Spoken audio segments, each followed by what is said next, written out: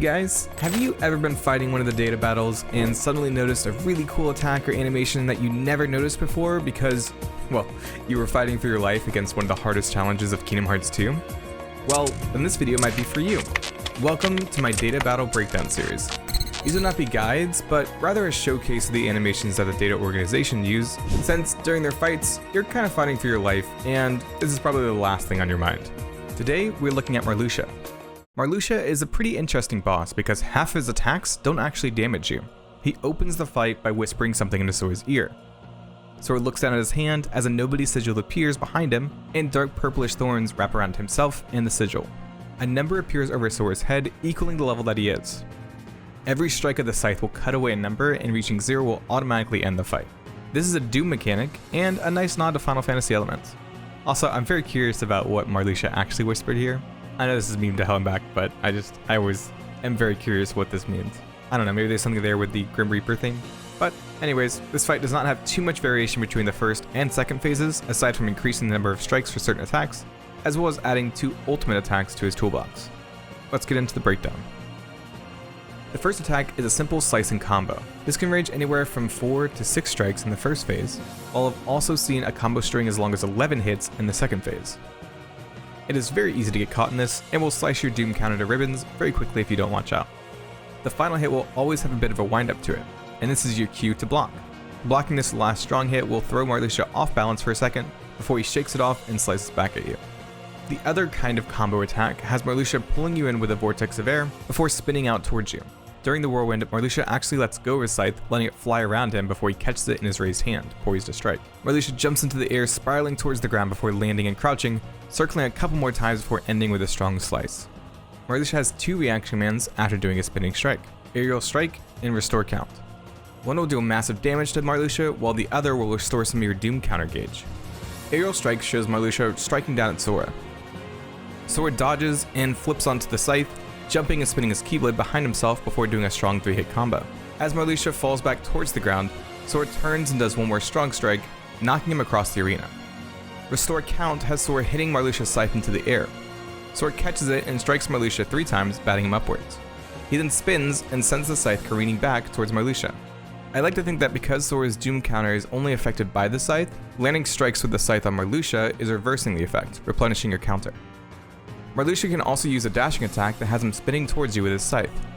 Darkness pulls out below him, tinged with pink, as his purplish dark thorns circle around him. Marluxia flips the scythe into the air, catching it in his other hand before disappearing. Another pool of darkness spawns, and the scythe spins through it, rolling forward to damage Sora. This typically just flies straight towards Sora before Marluxia appears again, moving the scythe back to his hand and spinning it behind himself before catching it. This animation looks so cool as he reappears, with it just spinning behind his open hand before he grabs it. The last scythe attack in phase 1 is this air strike, which he can use randomly, or if you trigger enough damage on him. Marluxia disappears into a flurry of rose petals before appearing behind Sora and striking upwards, throwing him into the air.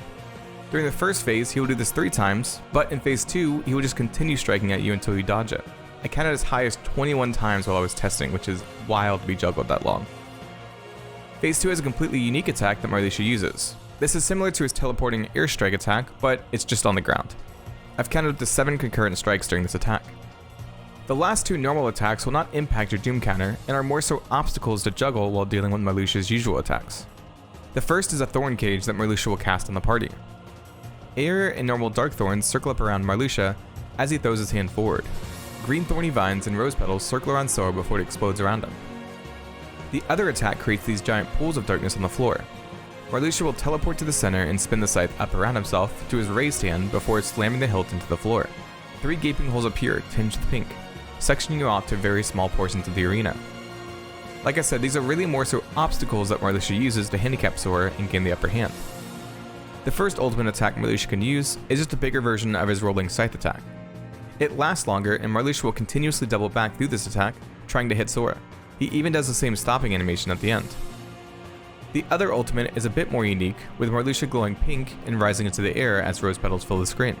He'll appear behind you floating like a Grim Reaper, calling up pillars of darkness at your feet that explode after a second, keeping you moving. He will also drop a pool in front of you, making you constantly have to keep moving and turning. At the end, he will slice up at you, before throwing down the scythe to circle around Sora, spinning multiple times. He will slowly rise up during this and disappear, ending with a strong strike downwards. I love this attack animation. It is so cinematic and I love them playing into the Reaper theme. And that's really all the attacks from Marluxia. I think it's super unique that they use that Doom counter and kind of play around with the meta of leveling up Sora. So while his attacks are quick and hard to learn, you can always level up more and build up a bit of a buffer to defeat him. Hope you all enjoyed this entry in the Data Battle series. Be on the lookout for the next one on Luke's Sword. If you have any funny stories or particular headaches with this fight, I'd love to read them down in the comments below. A huge thank you to my patrons for their support. I genuinely appreciate the support. And if you want some nice perks like early access to videos or monthly game nights, consider supporting me. Subscribe and share this video if you liked it, and I will see you in the next one.